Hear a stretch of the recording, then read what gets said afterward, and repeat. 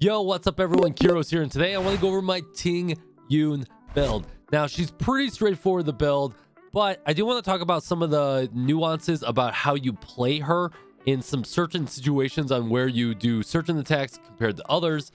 But I'm going to walk you through the build I have. She is pretty fast and pretty cracked, so let's go ahead and get started. If you guys can, hit that like and subscribe. I do appreciate you. Let's go. All right, before we get into the character sheets and light cones and all that goodness and how does her skill work and how does her ultimate work, we all kind of know how she plays, right? She plays really well with any kind of main DPS, a TINGYUN, a 𝙀𝙓𝙋𝘼𝙉𝘿, a Yangqing, it doesn't even matter who. If they're a main DPS, they're going to excel with TINGYUN, mainly because her ultimate gives damage up and also gives energy, and her skill gives attack up and a passive lightning damage.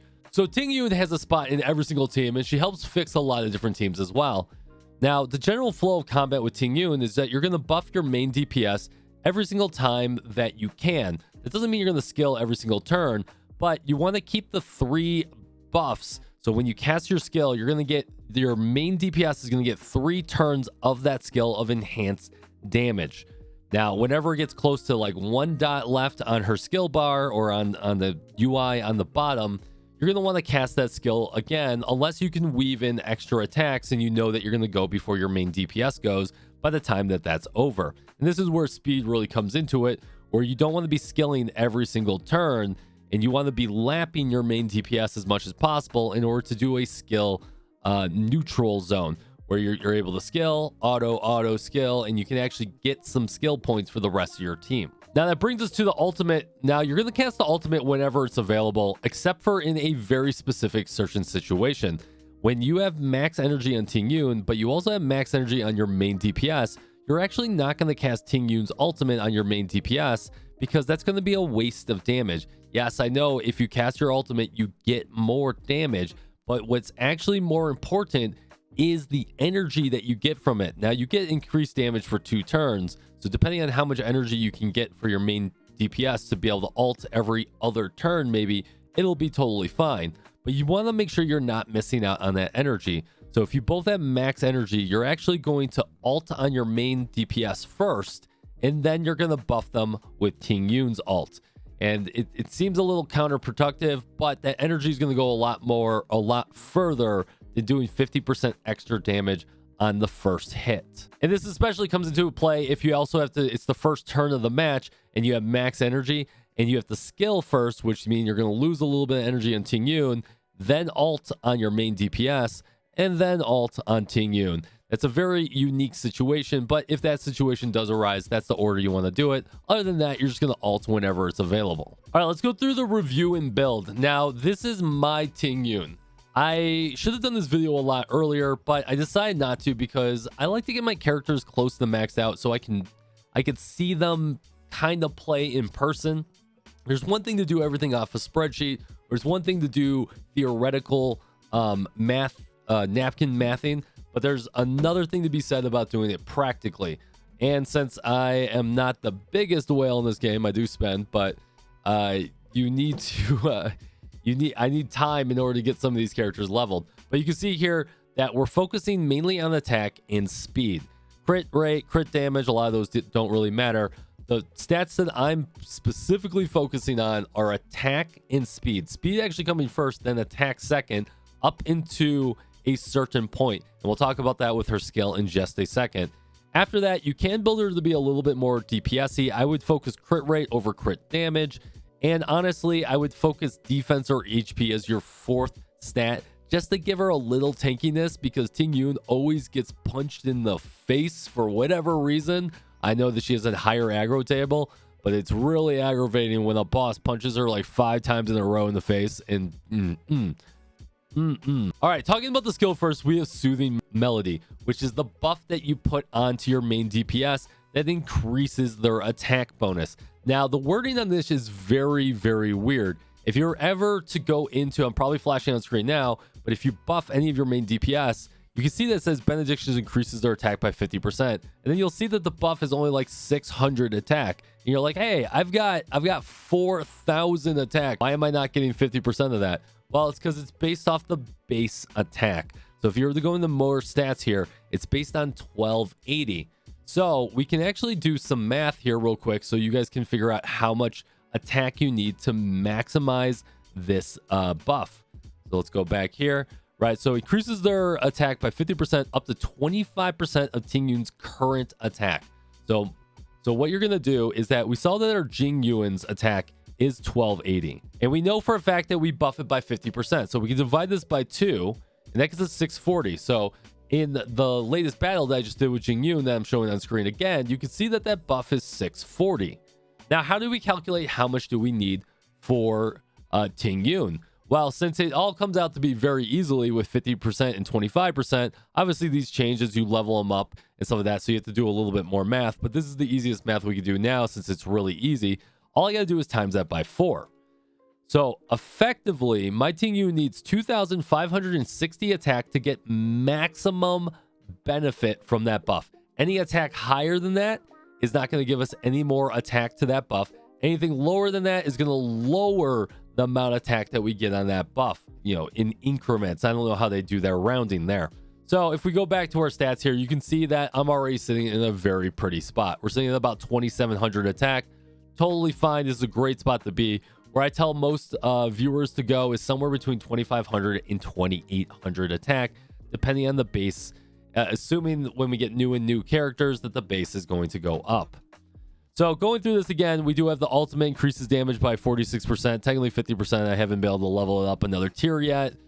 And I do want to talk about her traces real quick. Her traces are great across the board. Highly suggest you grab any of these attack ones because it's going to make it easier on gearing. Even grabbing this one right here, it'll make it easier on gearing if you possibly can, but you don't have to get this top row. I didn't. That's a little too much resources that you should be spending elsewhere. But her unlocks are absolutely amazing. Nourishing or nourished is amazing, increases speed by 20% after using a skill. We love speed. I love that one. That's great. Make sure you get it. Increases basic attack damage by 40%. This is kind of a gimmick, but your TINGYUN should be able to hit or in crit for somewhere around like 3, 4, 5,000 damage. It's a nice amount of damage in all honesty, and you could probably get that buffed up a little bit more as you were leveling the Violet Sparknado. But as you can see, I haven't really leveled these up. These are on the last of my to-do list, but I would level these up to probably like 6 or 8 and just call it a day. No need to spend your destroyer's final road to level those up, in my opinion. And then finally, her bread and butter is honestly this. TINGYUN immediately regenerates 5 energy at the start of her turn. This is absolutely needed. Absolutely needed. You're going to have these situations where you're attacking and you're going to have just a sliver left in order to get that ultimate on TINGYUN. And it was designed this way because without passage, that's always going to happen. And it's very, very, very annoying. Speaking of her Eidolons, obviously, if you pulled on the TINGYUN banner, I got very lucky. I have an E0 TINGYUN, and I pulled her multiple times. I got super, super lucky. All of her Eidolons are amazing. Eidolon 1 is amazing, increases their speed. Eidolon 2 is amazing. You get more, regenerates the energy. Number 4 is okay. Not my favorite right there. But number 6 is honestly the bread and butter. I was not able to get it, so I'm going to wait for TINGYUN to come into the shop so I can get that. But ultimate regenerates 10 more energy for the target ally. So as many as you can get there, the better she's going to be. Let's talk about her. Before I get to the relics, let's talk about the Lightcones real quick. There's not a whole lot of Lightcones to choose from, and it depends on what path you go. Now, I love Carve the Moon. Carve the Moon's amazing, gives great buffs for the whole team across the board, and it makes it so they just do more damage or they get more energy recharge. And if you're buying the battle pass, this is probably one of the ones that you're going after, so you should be able to superimpose that and get that to max after about obviously 5 battle passes. But if I was not to use that one, Bronya's is amazing, but the problem is that you're going to have to completely speed tune, and we don't want to speed tune with TINGYUN. We just want her to go as fast as humanly possible. Now you can equip Bronya's Lightcone if you want to get that energy recharge and skill point on ultimate, but just realize that the skill that the next ally takes deals 30% more damage is very hard to pull off on her unless you completely speed tune. So I wouldn't honestly run it, but there is a use case to run it. My second that I would run, and this could be first, right? So between Carve the Moon and Dance Dance Dance, they could be 1 and 2. I would run Dance Dance Dance. Now, I think Dance Dance Dance is a little bit better at Superimpose, where you can get that to max level and get that enhancement forward as much as humanly possible. I think it goes up to about 24%. 24% is a lot better than 16%. So it really depends on what RNG you've gotten. And if you don't have any of this, honestly, I would run Meshing Cogs. Meshing Cogs gets you a great amount of extra energy, and it's going to allow her to ultimate a lot more, assuming you're going fast. Okay, so now we're at the gear.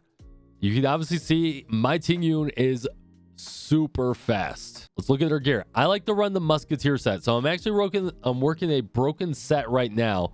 Ideally, I would like to run Fleet of the Ageless to give more attack to my allies as well, but my luck has not been the best with getting energy recharge. So just keep that in mind as you're looking at this. So Musketeer set, the reason we run that is because her skill does no damage. Her ultimate does no damage. We want her to go as fast as humanly possible, and she basic attacks. So that's kind of a win across the board there. For the boots, you're looking for speed. Ideally, you're looking for speed with attack percentage and crit rate. Now, I did have it on this, but, you know, my rolls were not great. So I have break effects, so we'll have to replace these at some point. On your chest piece, you're going to run attack. On your chest piece, you're typically going to run attack. I actually really enjoy that I got defense percent, and I got a decent amount of speed on this. Same thing for hands. You're looking for that attack percent. You're looking for that crit rate. You're looking for that speed. Speed being the #1 priority, assuming you're at attack cap that you need for the skill. And we got 7 on that, so absolutely loving that. For the hat, not the best in the world, just a little bit more tanky. You definitely don't need any effective hit rate on her, so that's kind of a lost stat on her, so we'll have to replace this at some point. Now, for the middle section, we do want to run attack on the planar, because that's going to, between the attack on the chest piece and the attack on the planar, it should be enough to get you to where you're at. These are not the greatest substats in the world. For her, we did get a little bit of speed. Crit damage is going to be a little bit lost on her, in my opinion. Crit rate would be a lot better just to round out her damage, but that's okay. We can always put this on someone else later if we find something better. And then we come to finally the rope, and the rope is where you really want to find a good rope. Now, you're looking for that energy recharge rate. Energy recharge rate works for everything, whether you're just basic attacking, you're skilling, you're getting hit. It's just going to help you generate faster, and we want to generate as fast as we can on her as humanly possible without using skill points over and over again. So we got speed, we got attack, we got a little bit of some other stuff on there too. So it is what it is. But honestly, Musketeer set is my favorite, and running the Fleet of the Ageless would be ideal on her as well to give some extra damage. So broken set right there. But overall, as you're probably seeing on screen, you can see a lot of gameplay. I bring her with my TINGYUN all the time. She is the best with TINGYUN, but she's great with everyone. She could be great with Shusheng. She could be great with 𝙀𝙓𝙋𝘼𝙉. She could be great with Dan Heng. She could be great with, it doesn't even matter. If they're a DPS, she's going to make them better. And that's what I really love about TINGYUN, other than her higher aggro table, is that she's just going to make your team succeed. Fact. So anyways, guys, I hope you guys enjoyed that review. And let me know in the comments down below. Did you build TINGYUN? How does your TINGYUN look? Do you have a really fast one, a really tanky one? Do you have maybe too much attack? Maybe you built too much attack. I would love to know. Maybe you're sitting at like 4,000 attack. And you're like, what am I doing? Why did I build so much attack on her? So let me know in the comments down below. I do appreciate you. Come jump by our twitch.tv channel where we're playing Honkai Star Rail and a bunch of other games. See you on the next one. Take it easy and fist bump from me to you.